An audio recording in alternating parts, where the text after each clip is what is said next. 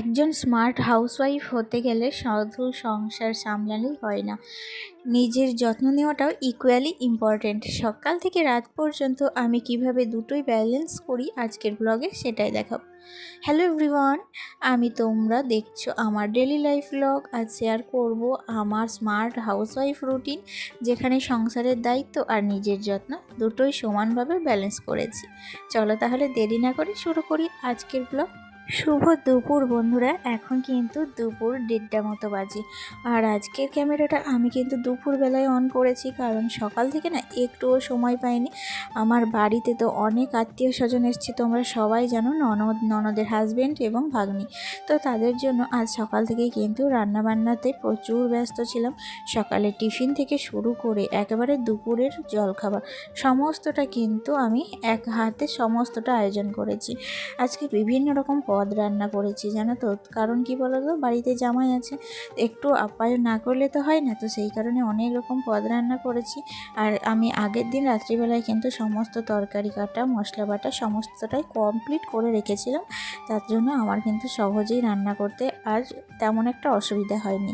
একজন smart housewife হতে গেলে চারিদিক থেকে কিন্তু বুদ্ধির প্রয়োজন। বুদ্ধি করে কাজগুলোকে কিভাবে সহজ করে নিতে হয় সেটা কিন্তু একজন হাউসওয়াইফের অবশ্যই জানা উচিত। তবেই কিন্তু তাকে অল্প পরিশ্রম করে সকলের সমস্ত সংসারের দায়িত্ব কমপ্লিট করতে পারবে। আর ধরো যদি বুদ্ধি না ব্যবহার করে, তাহলে কিন্তু তাকে গাধার মতো খেটে চলে যেতে হবে, তবুও কিন্তু সমস্তটা কাজ টাইমের মধ্যে কমপ্লিট কখনোই করতে পারবে না। তো আমি যেমন ধরো কালকে রাত্রিবেলায় তরকারিগুলো কুটে রেখেছিলাম বলে আজকে সকালবেলায় তাড়াতাড়ি রান্নাবান্নাটা কমপ্লিট হয়ে গেছে। আর যখনই আমার তাড়াতাড়ি রান্নাবান্না হয়ে গেছে, তখন কিন্তু একটু নিজের জন্য সময় বের করে নেওয়া হচ্ছে। তো ফাইনালি দেখো কী কী রান্না করেছিলাম। প্রথমেই দেখলে তোমরা, ওটা হচ্ছে টক ডাল, মানে মসুর ডাল আম দিয়ে করেছিলাম। এখানে রয়েছে আমের চাটনি, তাছাড়া নিরামিষ করেছি তাই জন্য এখানে রয়েছে আলু পটলের তরকারি, তাছাড়াও রয়েছে ঝিঙে আলু পোস্ত। আর করেছিলাম এখানে একটু সজনে ডাঁটা ভালো করে ভেজে নিয়েছিলাম সর্ষে বাটা দিয়ে। আর তাছাড়াও করেছিলাম এই যে পাটের শাক। তো এই হচ্ছে আজকের মেনু। বুঝতেই পারছো, এতগুলো রান্না একা হাতে সব কিছু কমপ্লিট করা, তার আগে জলখাবার হয়ে গেছে, তো সেদিকটা কমপ্লিট করা, আবার সবাইকে একে একে খেতে দেওয়া।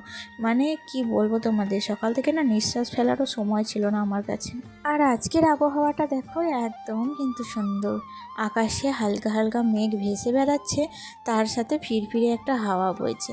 ঠান্ডা ঠান্ডা আবহাওয়ার মধ্যে বেশ ভালোই লাগছিল বলে রান্নাগুলো কিন্তু খুব অতি সহজে সবটা কমপ্লিট করতে পেরেছি। নচেত এই গরমে এতগুলো রান্না করা কিন্তু মুখের কথা ছিল না বন্ধুরা। তো যাই হোক, আমার কিন্তু রান্নাবান্না কমপ্লিট করে স্নানটাও কমপ্লিট হয়ে গেছে, তোমরা দেখেই বুঝতে পারছো। তারপরে কিন্তু নিজের জন্য একটু সময় বের করে নিয়েছিলাম। তো চুলগুলোও কিন্তু ভালো করে মাথায় তেল দিয়ে ভালো করে বেঁধে নিয়েছি। আর এখন চলে এসেছি ছাদের উপরে, কারণ আকাশে প্রচুর মেঘ ভেসে বেড়াচ্ছে। সেই কারণে ভাবলাম যে শুকনো জামা কাপড়গুলো আছে সেগুলোকে একটা একটা করে তুলে নিই। আসলে আগে থেকে কাজগুলো যদি এগিয়ে রাখা যায়, তাহলে কিন্তু হঠকারিতা হয় না। হঠাৎ করে বৃষ্টি যদি নেমে পড়ে, বিশ্বাস তো নেই, তখন কি হবে জানো তো, দৌড়ে আস্তে আস্তে হয় বা আমি পড়ে যাব, কিংবা জামাগুলো ভিজে যাবে। তো দুটোর মধ্যে কোনোটাই যাতে না হয়, সেই কারণে দেখো সময় থাকতে থাকতে কিন্তু আমি সমস্ত জামা কাপড়গুলো একে একে তুলে নিয়ে যাচ্ছি। আর এগুলোকে এখন নিচে নিয়ে গিয়ে আমি ভাঁজ করে আলনার মধ্যে গুছিয়ে রাখবো।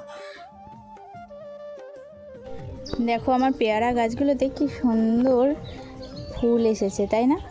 এত তাড়াতাড়ি যে ফুলগুলো ফুটে যাবে আমি ভাবতেই পারিনি। আর এক গাছ কিন্তু কুড়ি এসেছে। তো এবার বর্ষায় আমার পেয়ারা গাছটায় কিন্তু প্রচুর পরিমাণে পেয়ারা দেবে। গত বছর কিনেছিলাম গাছটাকে, আর গাছটা দেখো এবছর কিন্তু গোটা গাছ ভরে আমার ফুল এসছে। গত বছর আমার 9টা মতো পেয়ারা ধরেছিল, এবছর মনে হচ্ছে তার থেকে বেশি হবে। এই যে এখানে দেখো, এখানেও কিন্তু আবার দুটো ফুল ফুটেছে। তো প্রত্যেকটা ফুলে কিন্তু পেয়ারা ধরে, একটা ফুলও কিন্তু আমার নষ্ট হয় না। দেখো কি সুন্দর লাগছে, তাই না গাছটাকে? আর এটা হচ্ছে আমার বর্ষাকালের, বর্ষা না মানে ওই গ্রীষ্মকালের গোলাপ। দেখো কি সুন্দর গোলাপগুলো ফুটেছে, লাল টুকটুকে। তো শীতকালে গোলাপগুলো তো আরও মোটা মোটা হয়, আর যেহেতু গ্রীষ্মকাল একটু ছোট হয়েছে সাইজে, কিন্তু দেখতে ভীষণ সুন্দর লাগছে, তাই না? দেখো এক গাছ গোলাপ ফুটবে, এটা লাল কালারের হাইব্রিড গোলাপ, খুব সুন্দর লাগে যখন এক গাছ করে ফুল ফোটে দেখতে। একটুখানি রেস্ট নেওয়ার পর দেখলাম মেঘটা কিন্তু চলেই গেছে, আর কিন্তু বৃষ্টি হওয়ার সম্ভাবনা অতটাও নেই। তাই তাড়াতাড়ি করে আমি কি করলাম, রেডি হয়ে নিয়েছি। আর এখন কিন্তু ছেলের বইগুলো একটু গুছিয়ে নিচ্ছি, কারণ আমরা এখন যাব টিউশনি। ওকে যদি টিউশনি না নিয়ে যাই তাহলে কিন্তু আজকের দিনটাও কামাই হয়ে যাবে। তো যাই হোক, সামনেই তো ওর আবার এক্সাম আসছে। তো দুটো স্কুলে ভর্তি করেছি, একটা নার্সারি আর একটা প্রাইমারি। তো প্রাইমারির এক্সামটা না সামনে শুক্রবার থেকে আরম্ভ হবে, আর নার্সারিটা কিন্তু এখনও ডেট দেয়নি। তো যাই হোক বন্ধুরা, দেখো আমি কিন্তু একেবারে টিউশন থেকে এসে তোমাদের সামনে আবার ক্যামেরাটা অন করব। ফাইনালি দেখো যাওয়া হয়ে গেল, আবার কিন্তু মাঝখানে 2 ঘন্টা থেকে টিউশনি থেকে চলেও এসেছি। আর এসে ড্রেসটাও কিন্তু চেঞ্জ করে ফেলেছি। আমাকে আগের দিনের ভিডিওতে মানে অম্বিকা দাদাভাই কমেন্ট করেছে, খুব সুন্দর লাগলো, থ্যাংক ইউ দাদাভাই। এভাবেই আমার পাশে থেকো, আরও আমার এগিয়ে যাওয়ার পথে এভাবেই তোমরা সাপোর্ট করে যেও। তাছাড়া আমাকে জয় ইন লাভ থেকে দিদিভাই কমেন্ট করেছে যে ভালো লাগলো। তো দিদিভাই তোমার নামটা বললে খুব সুবিধা হতো, তাহলে কিন্তু তোমার নামটা আমি নিতে পারতাম। তো আমার ভিডিওটা যদি আজকে তুমি দেখে থাকো অবশ্যই কিন্তু তোমার নামটা আমাকে জানিও। তো আমি কিন্তু তোমার নামটা নেক্সট ভিডিওতে নেব। থ্যাংক ইউ দিদিভাই, তোমাকেও অসংখ্য ধন্যবাদ। তো যাই হোক দেখো, এখন তো প্রায় সন্ধে লাগবো হয়ে এসেছে। তো আমি তো জামা কাপড়গুলো ভাঁজ করে এখন রেখে দিলাম এখানে। আর কি বলো তো, এখন কিন্তু ছেলের ব্যাগটাকেও গুছিয়ে রাখবো, তারপরে বিছানাটাকেও একটু ঝেড়ে নেব।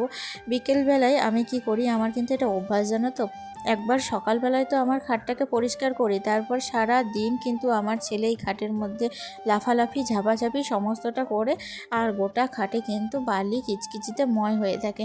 তো সেই কারণে আমি সারাদিন অতটাও গুরুত্ব দিই না, কিন্তু বিকেলবেলায় বা সন্ধে লাগার আগে কিন্তু আবার আমি ডাবল করে আমার এই বেডরুমের মানে বেডটাকে ভালো করে ঝেড়ে নিই।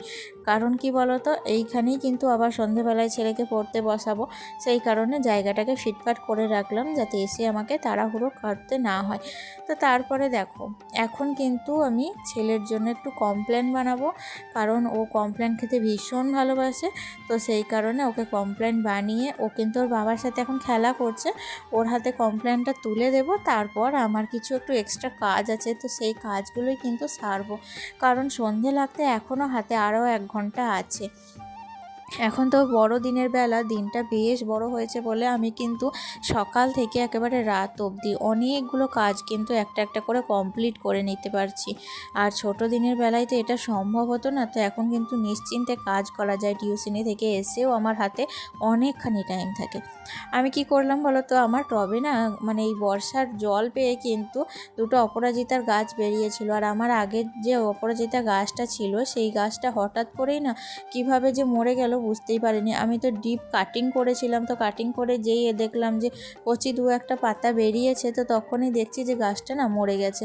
তো সেই কারণেই আমি দেখলাম যে আরও 2টো যদি গাছ লাগানো যেত, কারণ কি বলো তো, আমার গাছটায় প্রচুর ফুল দিত জানো তো। তো ওটাই আমার প্রথম গাছ, এভাবে যে মরে যাবে ভাবতেও পারিনি। তো যাই হোক বন্ধুরা, এখন দেখো আমি কিন্তু যে জায়গাটায় অপরাজিতা গাছটা ছিল সেখানে কিন্তু আমি আর রাখিনি, আমি ওই জায়গা থেকে ট্রান্সফার করে এই যে কর্নারটা দেখছো এখানে কিন্তু তরুলতার গাছটাও হয়।